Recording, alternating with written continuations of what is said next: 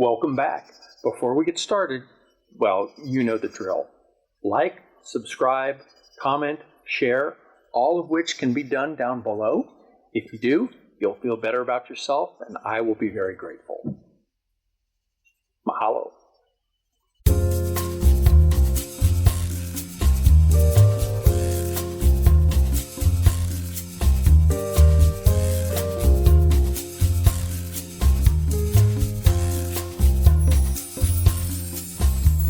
Welcome to another episode of A Moment of Tiki, coming to you from the Lagoon of Mystery, my home tiki bar here in Central Texas.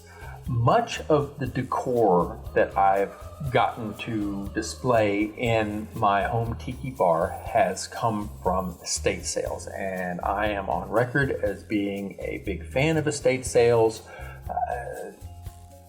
You can find all sorts of unexpected treasures at them if you get a feel for what to look for. And this past weekend, I went to an estate sale and I came away with something just completely unexpected.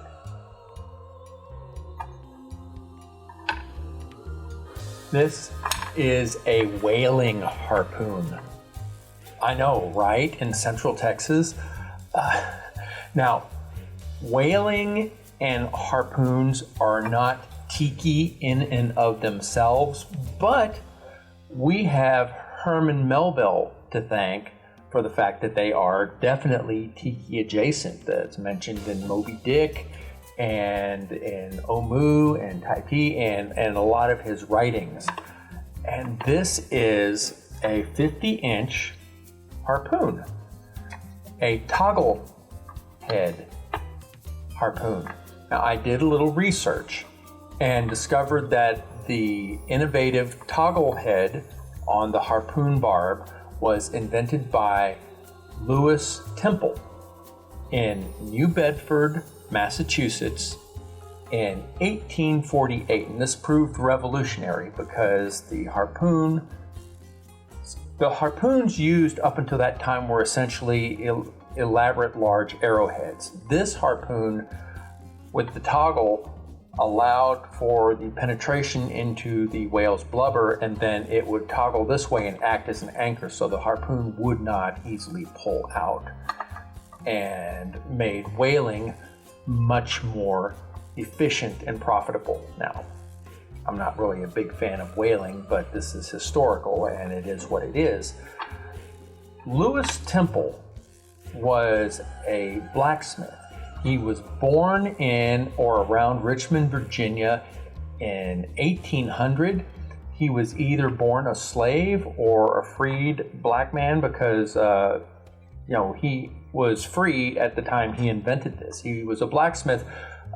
New Bedford was an epicenter of whaling. Nantucket was the big whaling center in the United States, but New Bedford came on the scene partly because of the innovative toggle harpoon, Temple harpoon. Now, unfortunately, Mr. Temple did not patent his invention and he did not profit much from it. He died in around 1856, deep in debt with his business, and his innovation was widely copied. I'm really, really excited about this. Either it is an original shaft that was mated to a newer wooden handle, or it is a very well done replica. Either way, it's quite old, quite rough condition. It's been exposed to the elements for many years. So what I am going to do now is attempt a basic restoration of this so it is more stabilized and more presentable. And I'm inviting y'all to come along with me because I'm really, really keen on this. All right. Restoration of the harpoon. First thing we always do is just a basic, simple, straightforward cleaning. I have my bucket of soapy water right here. Not going to scrub too hard, just go over every inch of this just to get the accumulated years, if not decades worth of dirt and grime and grit and just wipe it away. Ugh, this is pulling up a whole lot of blech. Pretty simple, straightforward, not glamorous at all, but do this whether it's a harpoon or woodco chairs or anything else that is old artifact type thing. At some point in the past, the twine, this braiding that wrapped around here, lashing, appears to have started coming loose. And so the previous owner just globbed a whole bunch of, I don't know if this is wood glue or Elmer's glue or whatever on here. Yeah, okay, it stabilized the lashings, but it looks like crap. It's just nasty. So I'm going to come through and pick all of this off, peel it all off. I have this little carving blade. I think it's for wood turning, but it's nice and narrow and sharp, and I'm able to get here and just carve out, pick out all this glue that's just stuck in here, just gumming everything up. Give me some good agility to get in here and pull up these flakes. That's what I'm going to do. I'm just going to peel all this hard, crusty glue away, and then we'll figure out how we're going to secure these lashings on here. Now, I want to take a closer look at this loose lashing here. I can't pull the rope off because it's tied down and lashed down in a way that is kind of permanent. If I get it off, I don't think I can get it back on, at least not realistic looking. So I'm going to take this and try and tighten this and pull this around and take the looseness and tighten all the way down until it's all tight and I secure it. Whether I use glue or something else, I'm not really sure, but hang on. Oh, this is interesting. Look right here. You can see how the wood comes together in a cone that's cut off, and the metal shaft goes straight into the wood. As I understand it, real actual harpoons didn't have the shaft going into the wood. The metal shaft had a conical mount that went over the wood, and then that was lashed onto the wood, making it far more secure. So the fact that this doesn't have that conical attachment, so this isn't a real harpoon. This is a replica, which for my purposes is fine. It still looks cool. It's still a realistic size, but it leaves me curious where this came from. So I don't have to worry about preserving the historical authenticity of an actual harpoon. All I have to concern myself is restoring the authenticity of a historical replica. Knowing that this harpoon is a replica simplifies some of the decisions I was going to have to make. Like, for instance, this rusty iron shaft right here. Would I keep the rusty patina or make it nicer? And since it's a replica, this isn't salt spray earned from the briny deep, so I am taking some sandpaper to begin with, and I am going to sand this rust down. This is 120 grit, a little aggressive, not super aggressive.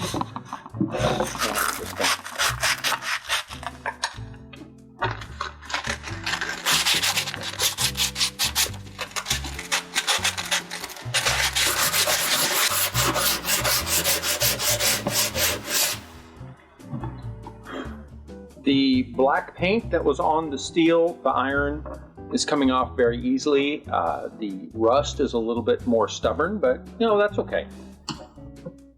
So this is a replica, and one of the hallmarks I went online and looked up of replicas is the toggle harpoon is brass and not steel. This doesn't feel like it's heavy enough to be steel. It's tarnished, and what I initially took as tarnished zinc is probably tarnished brass. Another thing is that the toggles, the actual harpoon toggles, had a little hole on the side where a wooden pin would go through to hold it steady in place until it impacted its target, and at which point the little, basically toothpick-sized pin of wood would snap, and that would allow the toggle to break.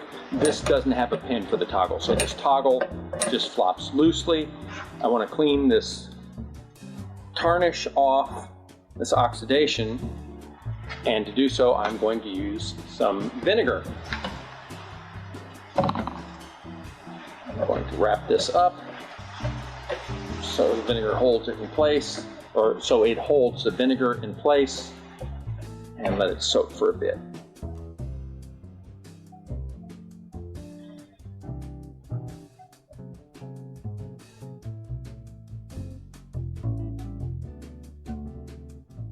And if you are unfamiliar with it, the acidity in vinegar will remove any rust, any oxidation, any corrosion, that sort of thing. This is just 5% vinegar.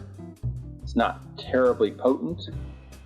You can get much, much stronger acidic solutions of vinegar, up to 20% for garden, but this, for the most part, should work. I'm going to add some down here to get some of this other tarnish off, but going to let this here soak in, set for a few hours, and see what we have on the other side. Now the toggle harpoon barb has soaked in the vinegar for quite a while, and let's see what the result is.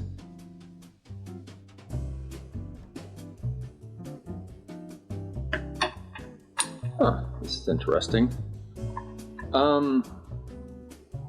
What I thought was tarnish seems to not necessarily. There's a little bit of oxidation, but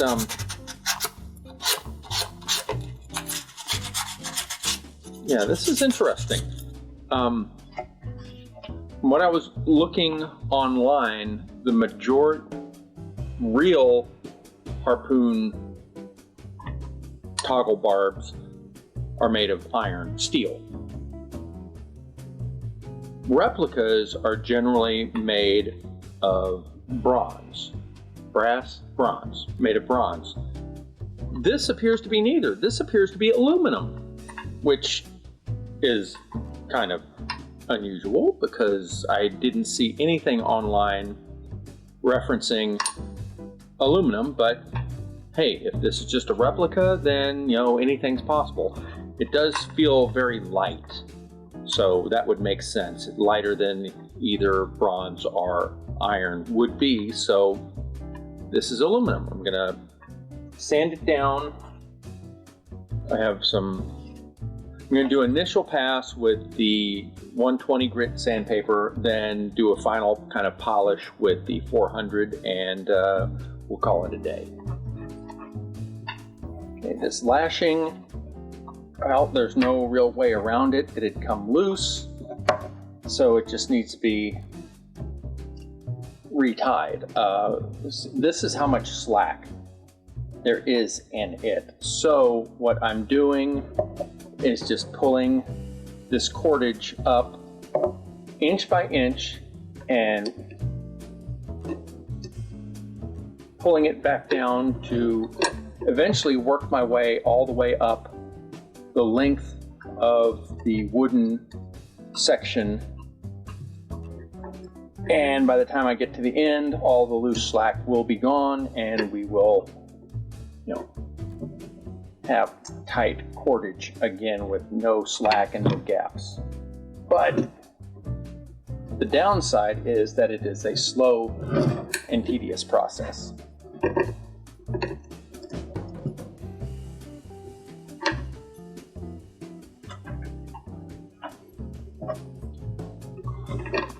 Right, I am coming to the last few lashings around the shaft, and this has the end is tucked up underneath. What I am going to do is, well, pretty much the same solution my predecessor came up with, is use glue. However, I'm going to try and do it a little more subtly. I have some Gorilla Glue right here. I have some water and a rag. Gorilla Glue is a polyurethane glue that is activated chemical reaction by exposure to water, moisture. So I am dampening the wood and the cordage here.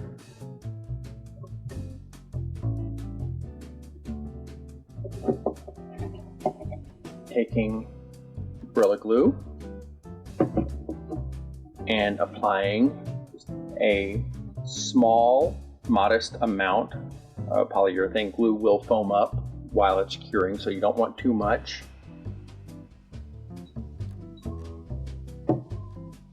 And I'm tucking this end piece underneath and completing the tie down so that when the glue cures, this will all be held solidly in place. The glue will be obscured by the cordage and fasten and hold everything in place. And we're back. It is the next day, and my glue job with the polyurethane glue has hardened. It didn't foam up much at all. It's, pretty much invisible. I do have this extra cordage. I didn't have enough to go all the way around again, so I tucked it under. I'm going to use the knife that I had before and just slice it right off.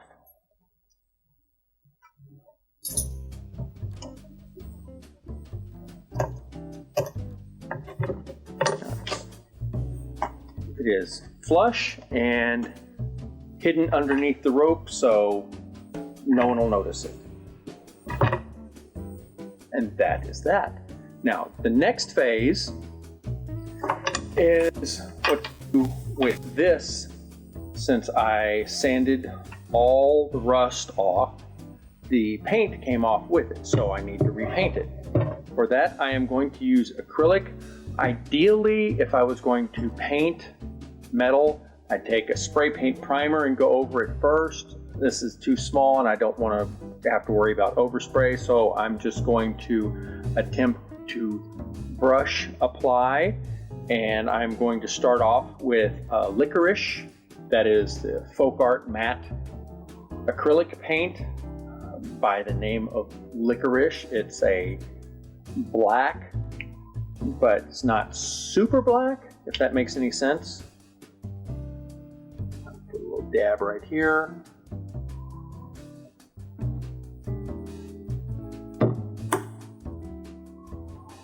And literally, I'm just going to start painting. I'm really liking the way the licorice color black paint is working on the shaft. It's not quite a jet black. It has kind of an aged look to it, and that's kind of what I'm really going for if this is going to be a vintage Harpoon. Now, yeah, the toggle's an issue. I cleaned it off and it is clearly aluminum, not going to impress anyone.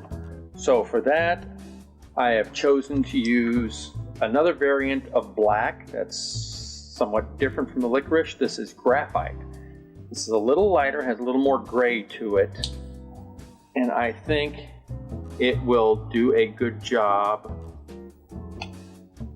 at simulating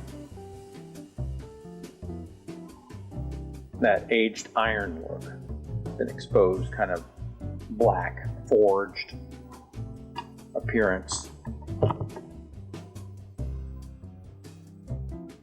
Maybe not. It looks like it's a little lighter than I had anticipated. Okay, well, this will be the base coat. We'll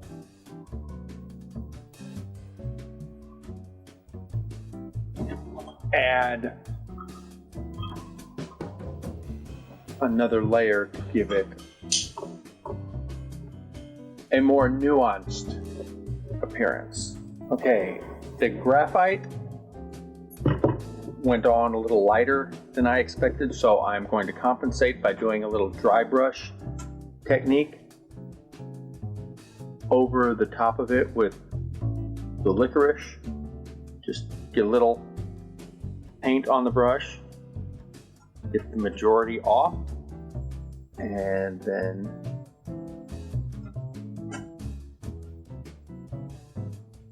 lightly brush it over, give it a multi-layered effect.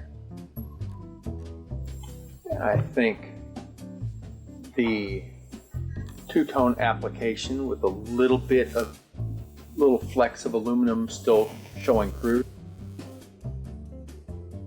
really pulling off the effect I was hoping for, but I'm not quite finished. I have one more application of paint to go to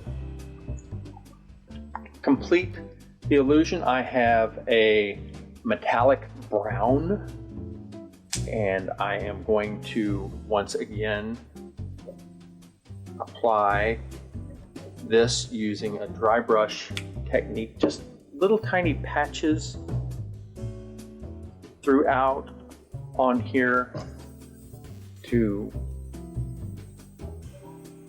perhaps simulate little patches of rust or corrosion. Get a little more drier. I don't want it super obvious. Just work it into the surrounding paint. Just little hints here and there. Okay, the sad reality of things is that my audio started glitching about now, which is no fun whatsoever, but let me just tell you that I'm really happy with the way the paint job came out on the barb and the iron shaft. And at this point, all that's left is the weather-beaten, aged wooden handle. To recover this and restore it and bring it back to life, I'm using the good old standby Howard Speed and Wax, which I have used to good effect on previous Whitgo restorations. I am happy to report that it is just as efficacious on old Harpoon handles as it is on burned Whitgo furniture.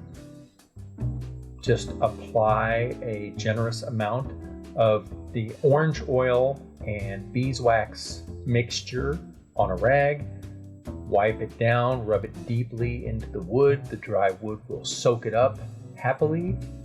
It will rehydrate the wood, although I don't think hydrate is the proper word since there's no actual water involved. But it will go into the very dry wood, giving it much nicer color, making the wood far less brittle, and offering some degree of protection from dryness and weathering and moisture in the air. So again, Howard Speed and Wax is a really good solution to old dried wood, and that's all I've got to say about that. And we're done. It's finished. It looks fantastic. The Howard Speed and Wax has really brought out the color in the wooden shaft. The oil that I got on the lashings really makes that pop. Even the rope looks better. The paint on here I used a matte finish, and so that gives it a weathered, realistic, metallic look as opposed to gloss, which I think would be artificial and, you know, scream not real. But this, it's a replica, but by golly, it looks great. This is fantastic. I cannot wait to see this hanging up on my wall. And you know what? This was a simple restoration. This was a very easy, straightforward, and quick. Most of my projects are not this quick. But I am just so fantastically happy with the way this turned out. I'm fantastically happy with the fact that I found this in the first place. So just keep your eyes open. Stay always aware, because you never know when unexpected treasures like this are going to pop up and present themselves. And when they do, regardless of the condition they're in, you can pounce on them and you can bring them back to life and make them look absolutely fantastic in your Tiki space. So until next time, Lagoon of Mystery, aloha.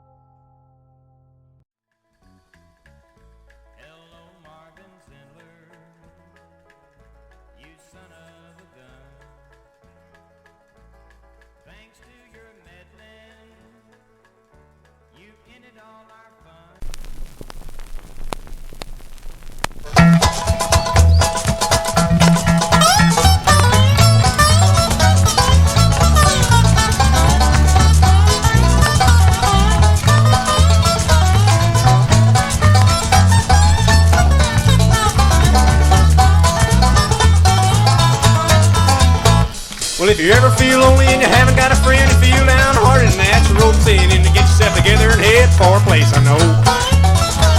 It's a little German town with a Spanish name, and once you go there, you never be the same, and it's a whole lot cleaner and safer than Mexico. Well, it's 90 miles from Houston, 120 from San Antonio, and once you hit the city limit, you don't have to be alone. Every tavern salesman that's on the road, every trucker that's scared and overload knows a boom and a little bird they call a grain.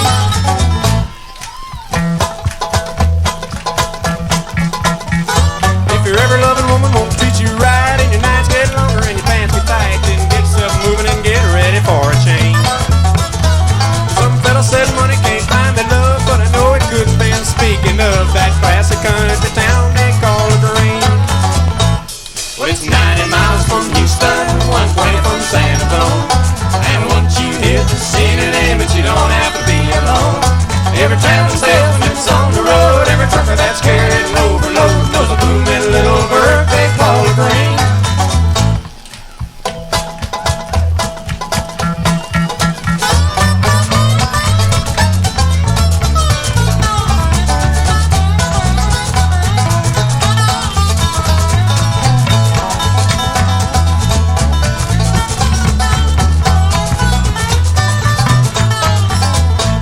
So if you got a little money and you feel uptight, go to LaGrange and they'll treat you right. Just stop at the filling station, give them half a chance. And they'll give you directions to a little retreat with the grade A government inspected meat, and they'll send you to the famous chicken ranch. Well, it's 90 miles from Houston, 120 from San Antonio, and once you hit the city limit, you don't have to be alone.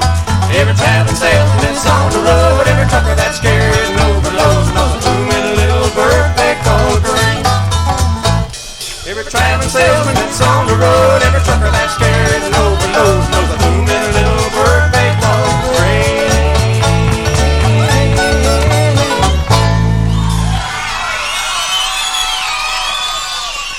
Thank you.